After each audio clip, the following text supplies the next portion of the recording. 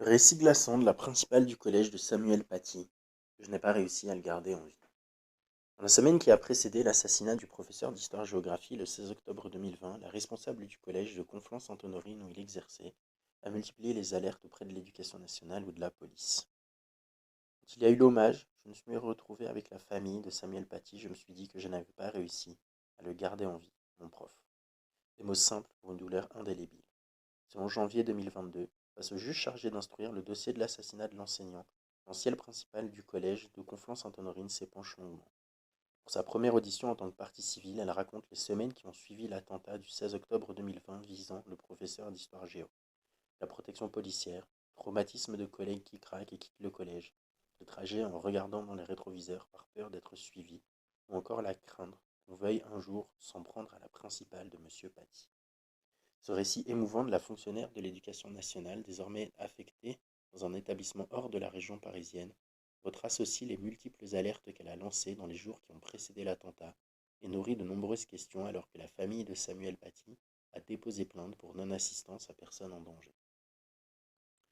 8 jours avant le funeste vendredi après-midi, la principale du collège du Bois d'Aulne comprend que le problème de l'élève Z, qui a menti en affirmant que Samuel Paty avait obligé les élèves musulmans à quitter un cours durant lequel il avait montré des caricatures de Mahomet, prend des proportions inquiétantes.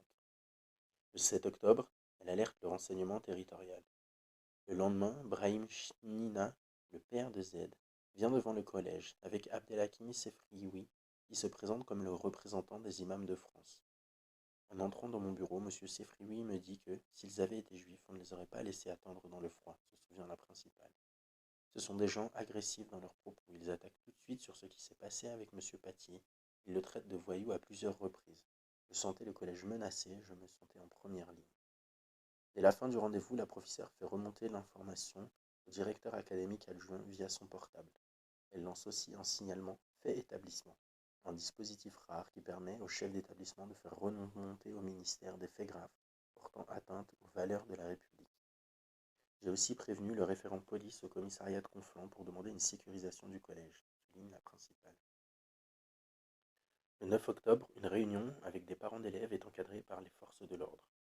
J'ai au moins un policier en tenue qui est entré dans le hall. À l'issue de cette semaine compliquée, la chef d'établissement est alertée le samedi. Une vidéo enregistrée par Brahim Chnina et Abdelhakim Sefrioui est passée à 800 vues. Je me dis que c'est un peu beaucoup. Le collège est nommé. Monsieur Paty est nommé. Le lundi matin, la pression ne retombe pas. Le collège a reçu un message audio de la part d'une personne de Montpellier qui dit que si on ne fait pas quelque chose avec notre Paty, ils vont monter s'occuper de nous. Il dit qu'il va s'en prendre plein la gueule et le collège aussi en nous traitant de racistes. À cet instant, la principale découvre des enseignants en larmes dans la salle des profs. Certains veulent exercer leur droit de retrait.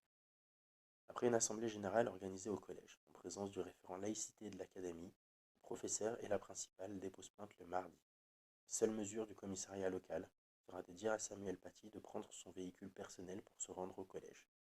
Le vendredi qui suit cette plainte, Samuel Paty est assassiné par Abdoulak Anzorozov. Les alertes successives de la principale auraient-elles dû déclencher la mise en place d'une protection particulière pour Samuel Paty et ainsi permettre d'éviter le drame?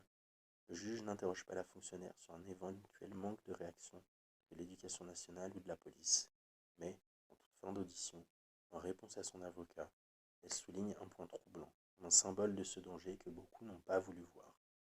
Un mois après l'attentat, le département a fait installer des grilles devant l'entrée de l'établissement. Cela faisait 4 ans que la principale en réclamait.